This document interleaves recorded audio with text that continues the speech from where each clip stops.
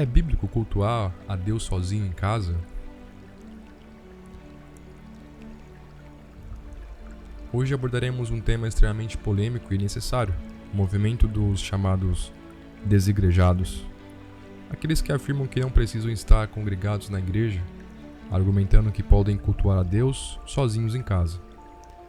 O objetivo dessa exposição é confrontar essa mentalidade com a verdade das Escrituras e mostrar a importância da igreja local ordenada pelo próprio Deus. Vamos analisar o que a Bíblia realmente diz sobre a necessidade da comunhão dos santos e por que o isolamento espiritualmente é perigoso.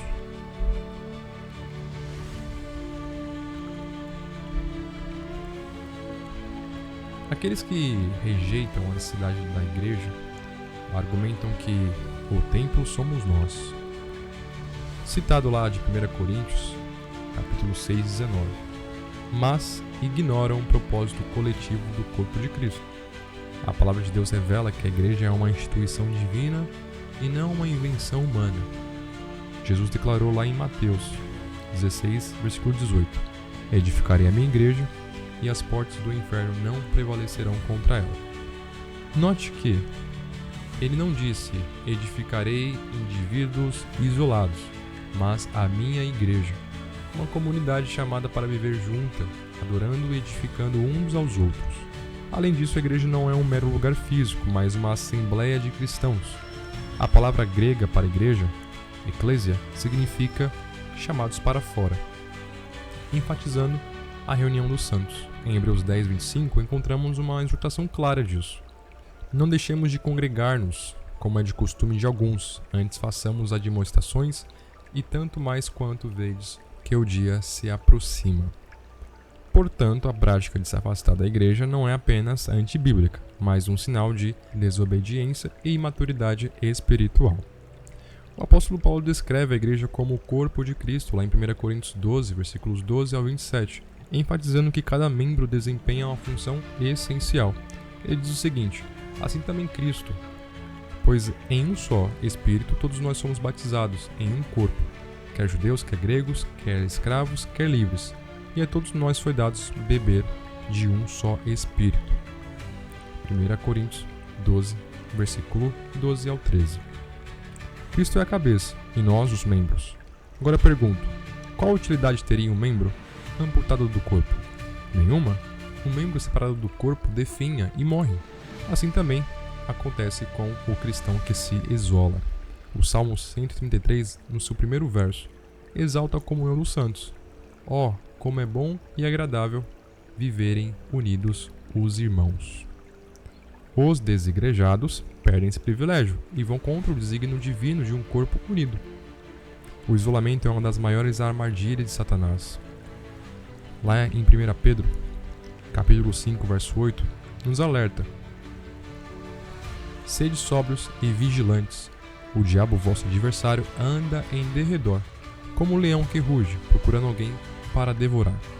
Leões atacam presas isoladas, nunca o grupo unido. O cristão solitário está espiritualmente vulnerável e sem cobertura pastoral. Em Provérbios 18, versículo 1, lemos uma advertência direta: quem se isola busca interesses egoístas e se rebela contra a sensatez. A falta de prestação de contas e de cuidado mútuo pode levar ao afastamento da fé e à frieza espiritual. Deus estabeleceu meios de graça que só são plenamente desfrutados na comunhão da igreja. Primeiro, a pregação da palavra. Romanos 10, 17 diz: a fé vem pelo ouvir e ouvir pela palavra de Cristo. O culto público conduzido por pastores chamados por Deus é um meio ordenado para o crescimento espiritual, dito lá em Efésios 4, versículo 11 ao 12. Segundo, a Santa Ceia do Senhor. Como poderia alguém administrar a ceia biblicamente em casa? A instrução de 1 Coríntios, capítulo 11, versículo 23 a 26 é clara: a ceia é celebrada na união e reunião da igreja. A disciplina e exortação.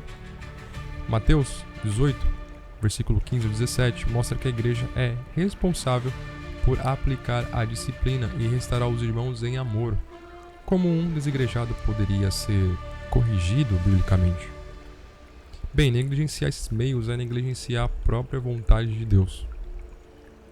Muitos alegam que deixaram a igreja por causa da hipocrisia ou falhas de liderança. No entanto, a Bíblia nunca sugere que devemos abandonar a congregação por causa dos erros dos homens.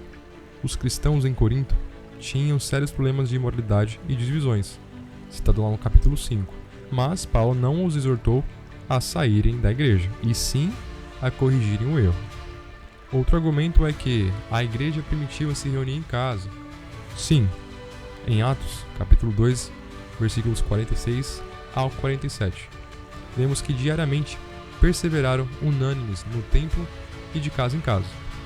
Mas note que havia uma regularidade no ajuntamento, não o individualismo isolacionista. A igreja é composta por líderes designados por Deus. Efésios 4, versículo 11 ao 12, afirma que Cristo deu à igreja pastores e mestres para o aperfeiçoamento dos santos, para a obra do ministério, para a edificação do corpo de Cristo. Se alguém rejeita a igreja, também está rejeitando os pastores que Deus ordenou para a instrução, quanto à exortação e proteção do rebanho. Temos isso lá de Hebreus, capítulo 13, versículo 17. A autoridade pastoral não é opcional para o cristão fiel. Ao longo das Escrituras, vemos o povo de Deus congregando coletivamente para cultuar. Neemias 8, versículo 1 ao 3, no Antigo Testamento, Israel se reunia para adoração comunitária, assim como também Jesus e os apóstolos estavam regularmente no templo e nas sinagogas, lá em Lucas 4, e a igreja primitiva vivia em comunhão constante, lá de Atos capítulo 2, versículo 42. Então aqueles que se isolam estão em desobediência ao modelo bíblico. A Bíblia é clara, não existe cristianismo bíblico sem igreja. O isolamento contradiz os propósitos de Deus para o seu povo, que deve viver em comunidade para adorar, servir e edificar uns aos outros. Se você está afastado da igreja, arrependa-se e volta à comunhão dos santos, pois ali Deus opera em sua vida, como diz o Salmo 122, verso 1. Alegrei-me quando me disseram, vamos à casa do Senhor. Que possamos abraçar com alegria o privilégio de estarmos juntos na presença dele. Se essa exposição te edificou, curte, comente e compartilhe.